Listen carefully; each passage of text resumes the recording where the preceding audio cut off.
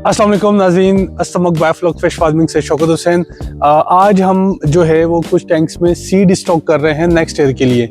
आज का जो टॉपिक है वो हमारा है प्रोबायोटिक का।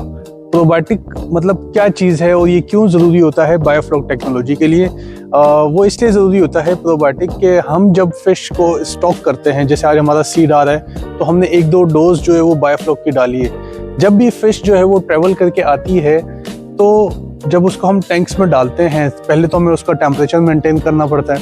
टेम्परेचर मेंटेन करने के बाद हम उसे टैंक में डालते हैं। अब अगर टैंक का जो इन्वायरमेंट है वो अच्छा नहीं होगा, वाटर क्वालिटी आपकी सही नहीं होगी, या सही होगी भी तो वो मछली आती है जब एक टैंक में 2-3 हज़ार जब हम मछलियाँ डालते हैं तो वो फौरी से जो है ना मछली अपना वेस्ट जब फेंकती है, तो उससे क्या होता है कि पानी में फौरी तौर पर अमोनिया क्रिएट होता है। तो उस अमोनिया को किल करने के लिए हम प्रोबायोटिक्स यूज़ करते हैं। अब आया कि ये प्रोबायोटिक है क्या।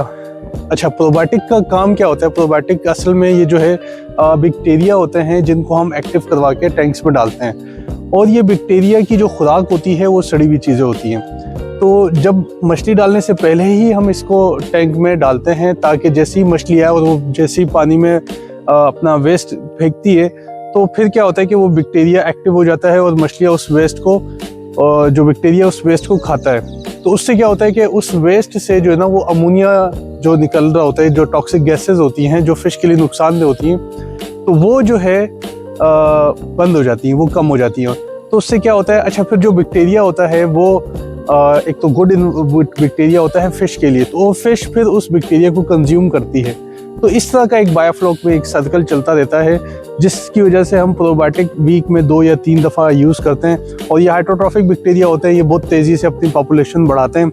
हम इसका प्रोबायोटिक भी हम अस्समक फार्म का प्रोबायोटिक जो है हम प्रोवाइड करते हैं। इसकी मुकम्मल डोजेज हम बताते हैं कि कैसे कैसे यूज़ करनी है, जिससे आपकी पानी की क्वालिटी मेंटेन रहती है। Thank you so much. अल्लाह हाफ़िज़।